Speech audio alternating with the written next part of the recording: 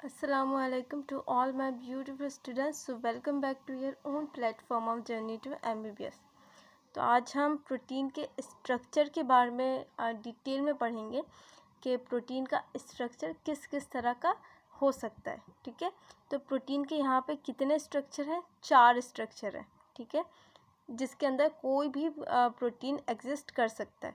सबसे पहले हमारे पास है प्राइमरी स्ट्रक्चर। ठीक है, उसके बाद है हमारे पास सेकेंडरी स्ट्रक्चर, उसके बाद है हमारे पास टर्शियरी स्ट्रक्चर, उसके बाद है हमारे पास क्वाटरनरी स्ट्रक्चर। ठीक है, इसको हम 4th डिग्री भी कह सकते हैं, इसको हम 3rd डिग्री भी कह सकते हैं, इसको हम 2nd डिग्री भी कह सकते हैं और इसको हम 1st डिग्री भी कह सकते हैं। ठीक है, तो ये सब क्या है? ये सब वो है जो प्रोटीन का स्ट्रक्चर डिफाइन करने में हेल्प करेंगे। ठीक है, तो ये 4 क्या है? स्ट्रक्चर्स है प्रोटीन के। ठीक है, जिसको हम अभी एक एक करके डिस्कस करेंगे और देखेंगे कि कौन से प्रोटीन का स्ट्रक्चर क्या होता है। सबसे पहले देखते हैं प्राइमरी स्ट्रक्चर को। तो प्राइमरी स्ट्रक्चर में प्रोटीन किस तरह के होंगे? यहाँ पे एक लीनियर चेन बनेगी अमाइनो एसिड्स की। आपको पता है कि डिफरेंट अमाइनो एसिड्स को जोड़ जोड़ के पॉलीपेप्टाइड चेन बनाई जाती है और फिर उससे अल्टीमेटली प्रोटीन बनाया जाता है। ठीक है, तो यहाँ पे अमाइनो एसिड्स की क्या होगी? एक लीनियर चेन होगी। ठीक है, अमाइनो एसिड्स की अरेंजमेंट किस तरह से होगी? इस तरह से, बिल्कुल एक लाइन में स्ट्रेट अरेंजमेंट होगी। ठीक है, ये क्या है?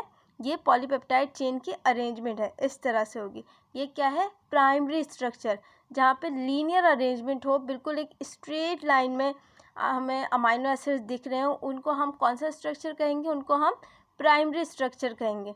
ठीक है, और ये हमें प्राइमरी स्ट्रक्चर से हमें कौन कौन सी इन्फॉर्मेशन मिल रही होती है? इसके अंदर हमें यहाँ पे नंबर ऑफ़ अमाइनो एसिड्स पता चल रहा होता है। यहाँ पे हम देख के कह सकते हैं ना कि कितने अमाइनो एसिड्स है इसके पास, 1 2 3 4 5 एंड सो ऑन।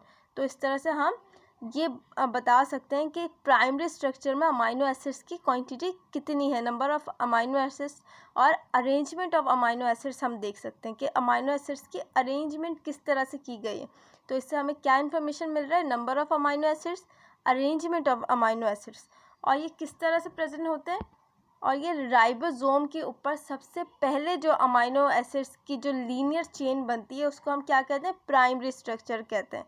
ठीक है, तो इसको हम कौन से प्रोटीन कहेंगे? इसको हम इमेच्योर प्रोटीन्स कहेंगे, फॉर्म्ड इन राइबोसोम। ठीक है, तो प्राइमरी स्ट्रक्चर आपको पता चल गया कि प्राइमरी स्ट्रक्चर किसको कहते हैं? जिसके अंदर लीनियर अरेंजमेंट हो अमाइनो एसिड्स की, बिल्कुल स्ट्रेट, जिसके अंदर चेन आपको नज़र आ रही हो अमाइनो एसिड्स की। ठीक है, और आपको पता है कि अमाइनो एसिड्स जो होते हैं, जो प्रोटीन प्रोडक्शन में हेल्प करते हैं, वो कितने होते हैं? सिर्फ और सिर्फ 20 अमाइनो एसिड्स होते हैं। यानी कि उन 20 अमाइनो एसिड्स के अलावा, जैसे कि एक अमाइनो एसिड है ऑर्निथिन, आपको इस चेन में कहीं पे भी देखने को नहीं मिलेगा कि ऑर्निथिन यहाँ पे जुड़ा हुआ है। ठीक है, क्योंकि ऑर्निथिन का काम ही नहीं है प्रोटीन प्रोडक्शन में। ऑर्निथिन कहाँ होता है? ऑर्निथिन हमारे अंदर मौजूद होता है, जो क्या करता है? यूरिया साइकिल में पार्टिसिपेट करता है। ऑर्निथिन आपको कभी भी प्रोटीन के स्ट्रक्चर में आपको नज़र नहीं आएगा अमाइनो एसिड्स की चेन में। ठीक है, ऑर्निथिन कहाँ होता है? हमारे अंदर होता है और यूरिया साइकिल में वो हेल्प करता है। ठीक है, इसलिए यूरिया साइकिल को ऑर्निथिन साइकिल भी कहा जाता है। तो वो भी अमाइनो एसिड, लेकिन क्या कर रहा है? वो यूरिया साइकिल में पार्टिसिपेट कर रहा है, प्रोटीन प्रोडक्शन में नहीं कर रहा। तो फिर से मैं ये बात क्लियर कर रही हूँ कि जो प्रोटीन प्रोडक्शन में अमाइनो एसिड्स हेल्प करते हैं वो कितने होते हैं? सिर्फ और सिर्फ 20 होते हैं। ठीक है, जो हम अपने प्रीवियस लेक्चर में पढ़ चुके हैं, glycine, alanine, valine, leucine, isoleucine. ठीक है, ये सारे 20 अमाइनो एसिड्स होते हैं जो प्रोटीन प्रोडक्शन में हेल्प करते हैं। अब सेकेंडरी स्ट्रक्चर में देखते हैं हम। सेकेंडरी स्ट्रक्चर किस तरह का होता है? प्राइमरी हमने देखा जिसमें एक लीनियर चेन बन रही है। सेकेंडरी स्ट्रक्चर में उसी लीनियर चेन को हमने यूँ करके ट्विस्ट कर दिया, उसी लीनियर चेन को हमने यूँ करके ट्विस्ट कर दिया जलेबी की तरह। ठीक है, उसी लीनियर चेन को हमने जलेबी की तरह ट्विस्ट कर दिया। ठीक है, जिसको हमने क्या नाम दिया? Alpha helix. ये क्या बन रहा है यहाँ पे? ये यू ट्विस्ट करके ये क्या बन रहा है यहाँ पे? हेलिक्स बन रहा है ये। ठीक है, तो इसको हमने क्या कहा? अल्फा हेलिक्स कहा इसको हमने। तो प्राइमरी स्ट्रक्चर में क्या हो रहा था? अमाइनो एसिड्स हमने लिया, उसकी एक लीनियर चेन बना दी, उसकी एक स्ट्रेट चेन बना दी। और सेकेंडरी स्ट्रक्चर में क्या किया हमने, उसी चेन को ट्विस्ट कर दिया, हमने जलेबी की तरह घुमा दिया उसी चेन को, जिसको हमने क्या कह दिया, अल्फा हेलिक्स कह दिया। ठीक है, सेकेंडरी स्ट्रक्चर में 3 तरह के स्ट्रक्चर हो सकते हैं, 3 तरह के स्ट्रक्चर बनते हैं।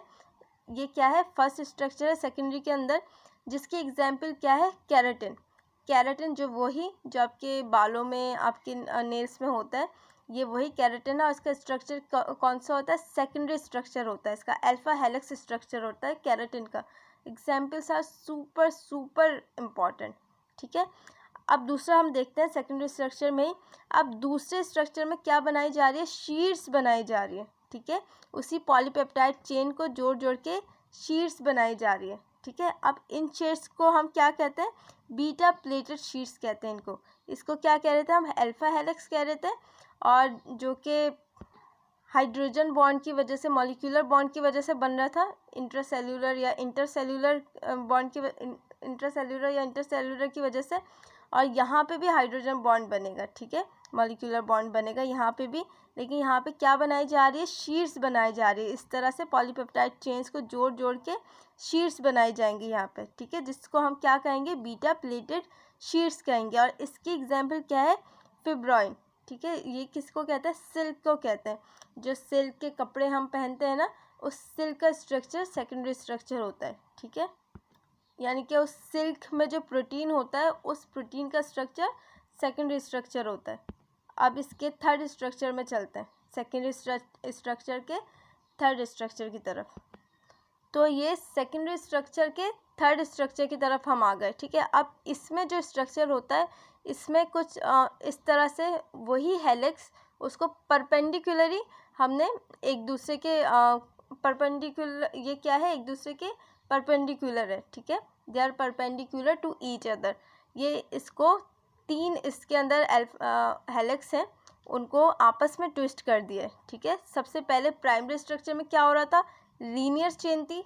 ठीक है, अब सेकेंडरी स्ट्रक्चर में क्या कर दिया, उस लीनियर चेन को हमने ट्विस्ट कर दिए, जलेबी की तरह उसको हमने ट्विस्ट कर दिया, जिसने क्या बनाया, अल्फा हेलिक्स बन गया वो। और दूसरे में हमने क्या किया, या तो उसको यू करके हमने जिगजैग करके उसको शीट्स के फॉर्म में बना दिया। ठीक है, या तो उससे शीट्स बन गई, जिसको हमने क्या कहा, बीटा शीट्स, हमने जिसको कहा बीटा प्लेटेड शीट्स। ठीक है, या तो हमने सेकेंडरी स्ट्रक्चर में या तो क्या कर दिया, या तो ये 3 हेलिक्स को ले लिया और वो उनको परपेंडिकुलरी ट्विस्ट कर दिया। ठीक है, अब इसको हम क्या कहते, इसकी एग्जांपल्स क्या है, इसकी एग्जांपल्स है कोलेजन, कोलेजन हेलिक्स। कोलेजन का जो स्ट्रक्चर होता है वो इस तरह का स्ट्रक्चर होता है। ठीक है, 3 हेलिकल्स होते हैं इसके अंदर, जो आपस में परपेंडिकुलरी ट्विस्टेड होते हैं। ठीक है, और इसमें इसमें एग्जाम्पल किसकी है, कोलेजन की है। ठीक है, यानी कि कोलेजन का स्ट्रक्चर जो होता है वो कुछ इस तरह का होता है। कोलेजन वही जो मोस्ट अबेंडेंट प्रोटीन है। ठीक है, अब आते हैं हम टर्शियरी स्ट्रक्चर के पास। जो टर्शियरी स्ट्रक्चर है, उसमें क्या कर दिया हमने, उसमें इसी हेलिक्स को इतना हमने ट्विस्ट कर दिया, इतना हमने ट्विस्ट कर दिया कि वो खुल ही ना सके। ठीक है, बहुत ज़्यादा इसको हमने उलझा दिया, तो उस स्ट्रक्चर को क्या कहेंगे हम, टर्शियरी स्ट्रक्चर कहेंगे।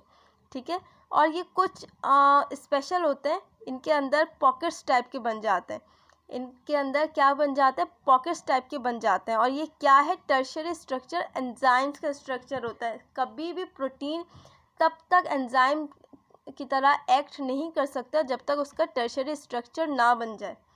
ठीक है, तो प्रोटीन एंजाइम्स का स्ट्रक्चर कौन सा होता है, टर्शियरी स्ट्रक्चर होता है। और उसके अंदर कुछ इस तरह के पॉकेट्स होते हैं, ताकि वहाँ पे सबस्ट्रेट आके बाइंड कर सके। और इसको क्या कहते हैं, इसको हम कहते हैं एक्टिव साइट्स। इसको हम क्या कहते हैं, एक्टिव साइट कहते हैं, वेयर सबस्ट्रेट बाइंड। ठीक है, जहाँ पे सबस्ट्रेट आके बाइंड करता है। ठीक है, और इसकी एग्जाम्पल्स क्या है, एंजाइम्स है। और ये स्ट्रक्चर बहुत इंपॉर्टेंट होता है बायोलॉजिकल एक्टिविटी के लिए।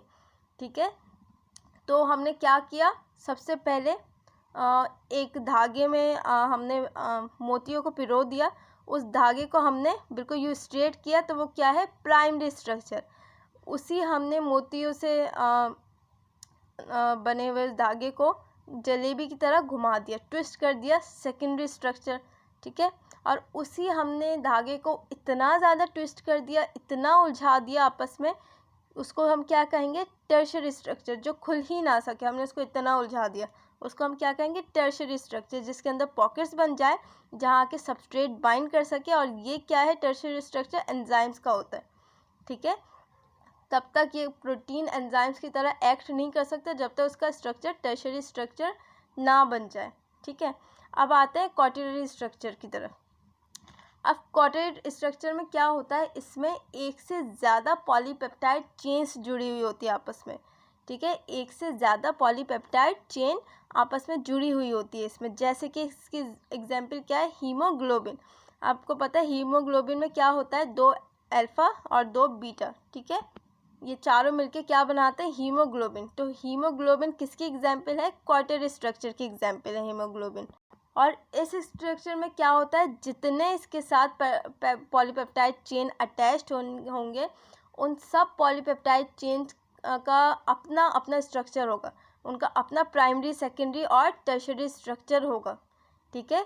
क्वाटरनरी स्ट्रक्चर में जितने पॉलीपेप्टाइड चेन अटैच्ड होंगे, उनका अपना अपना प्राइमरी, सेकेंडरी और टर्शियरी स्ट्रक्चर होगा, ठीक है। और वो क्या बनाएंगे, क्वाटरनरी स्ट्रक्चर बनाएंगे वो, ठीक है, जिसमें एक से ज़्यादा पॉलीपेप्टाइड चेन जुड़े हुए हों।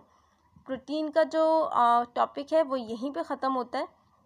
उम्मीद है आपको समझ आया होगा, अच्छा लगा होगा। अच्छा लगा तो इसको लाइक करें, चैनल को सब्सक्राइब करें और इस वीडियो को शेयर करें। अल्लाह हाफ़िज़।